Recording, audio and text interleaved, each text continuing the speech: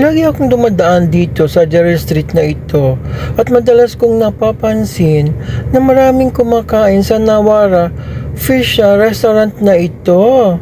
Kaya ang tita mo, ay, pagkatapos bumisita dyan sa Jarira Medical Hospital, ay pinuntahan ko kaagad ang restaurant na ito para i-check. Oh, ayan sila. Oh, very smiley talaga sila. Pagpasok namin ni Mogi. Well, ito pala yung restaurant na kailangan mong ituro yung mga fresh seafood dito at iluluto nila. Ayan ang daming fish na yung pagpipilian at meron pang hipon dyan. Ito pala yung famous na mga seafood restaurant na napapanood ko sa Facebook malapit doon sa Albata, Riyadh. Pero bakit kailangan ko pang pumunta doon na napakalayo naman?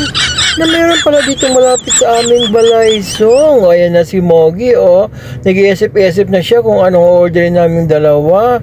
At ayan na yung tita mo. Ay, pasmal-smal na siya dyan.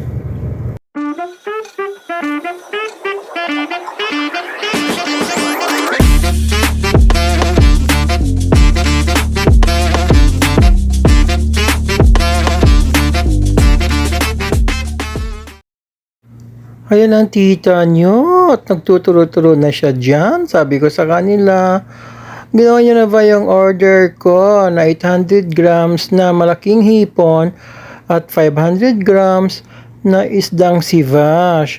Yan lang muna ang order ko para ma-check ko kung masarap ang lafang nyo rito. At hayan ang kanilang ceiling, may pailaw-ilaw pa sila dyan. Parang Facebook paga, patanglaw-tanglaw lang yung mga followers. At ito naman yung kanilang kuvos, in-offer nila sa amin habang inaantay pa naming ma-serve ang aming lafang. Yan po ang famous na kubos dito sa Saudi Arabia. Since Tom Jones ng tita nyo at matagal-tagal pa bago i-serve ang lafang namin, mga 20 minutes pa siguro, hayan, nilantakan na namin ni Mogi ang kubos na iyan dahil siyempre matagal-tagal pa. Ay, akala ko yan yung lafang namin. Hindi pala. Nagkamali pala. Sa kabilang table pala yun. Kaya nagulat kami dalawa ni Mogi. Nang bilis naman sinerve ang aming lafang. At dahil sa nalaman nila na vlogger ang tita niyo, hayan, nagbigay ng babaganos na appetizer para sa amin. At nandiyan naman yung tahina para aming sausawan at vegetables, salad at lahat yan, libre wrap.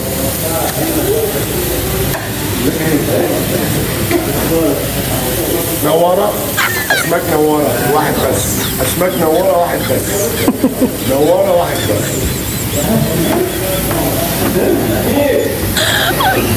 نعم Oh my God. Ayun ang in-order namin ni Mogi, yung malaking hipon na biniyak nila at binik nila sa pagkabi ng cheese. At ayan naman yung fish, nag-grilled si Bas din siya. We will see kung masarap nga ba talaga at bibigyan namin kayo ng reviews mamaya. Giga, sura. نوارة واحد بس Okay, sukra na. Heto na. Eating time na talaga kami ni Mogi. Nag-order ako ng isang brown Egyptian rice. At ganoon din isang white Egyptian rice kasi sabi sa akin ng aming marites na kaibigan na masarap daw ang lasa ng brown Egyptian rice nila dito. Kaya parehas ko na silang in-order.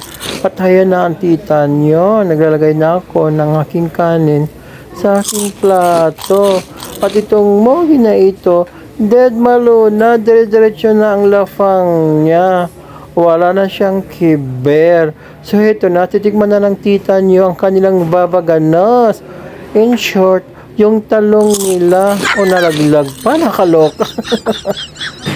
Well. Okay naman ang lasa niya, ha? Masarap din. At try ko naman itong brown rice na pinagmalaki nila. Well, okay din. Masarap din ang lasa niya, ha? In fairness, ha? Tapos, ayan, ganito kalaki yung fish na sinerve nila sa amin. 500 grams yan, ha? Ito nga, i-check ko nga kung masarap din. Wow, masarap din, ha? Grilled siya, pero okay din ang lasa. Masarap din yung sauce na ilagay niya sa taas. Parang natanggal talaga ang langsa niya. Hindi siya malangsa. Akala ko nga malangsa yung isda nila eh. Hindi pala.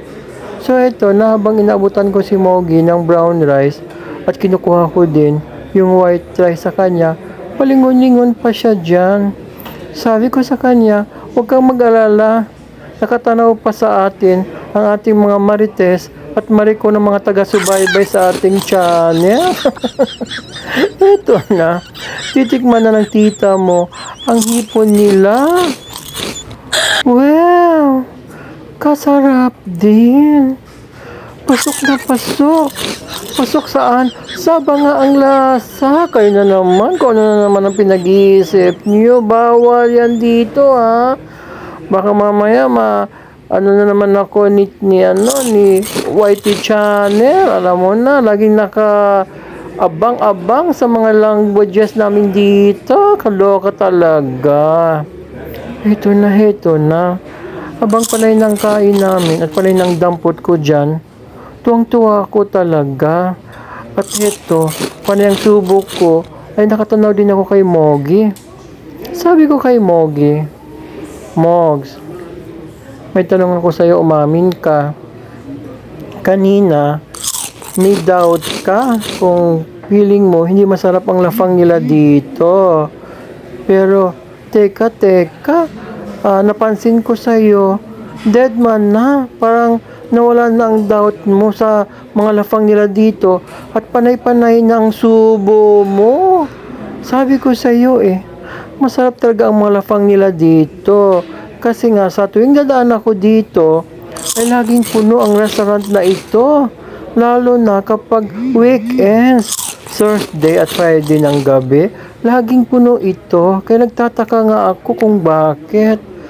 Well, ngayon ko lang nalaman, kaya pala, ito yung klase ng Egyptian na restaurant na napakalinis ng kanilang ambience.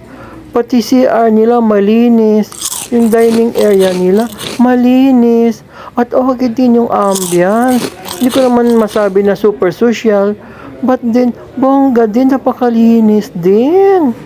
At aminin mo sa akin, Mogs, nagulat ka no, na kahit Egyptian na ang may-ari, super sarap ang pagkaluto nila ng mga lafang nila dito. Kaya for sure, sa susunod, babalik-balik pa tayo dito. Meron ng kakompetensya, yung Altais Restaurant na halos magkatabi lang din sila. Kaya pala na laging pumunta dito ang aking kaibigan na Marites at Maricon at lagi silang kumakain dito. Kaya pala, kasi bongga talagang lasa nila dito. Anyways, dito ko na siguro tatapusin ang vlog namin ni Mogi. Hindi sa ayaw ko namang ding i-recommenda ang restaurant na ito kasi bawal. Kayo na rin ang mag-judge. Tayo yung pumunta dito at mag-comments down below na lang kayo kung ano ang reviews nyo rito. Pero para sa amin ni Mogi, pasok na pasok sa banga. Suwak na suwak pa sa aming panglasang Pinoy at super satisfied talaga kami dito. Ayan ayan naman ang ebidensya, di ba? Simot,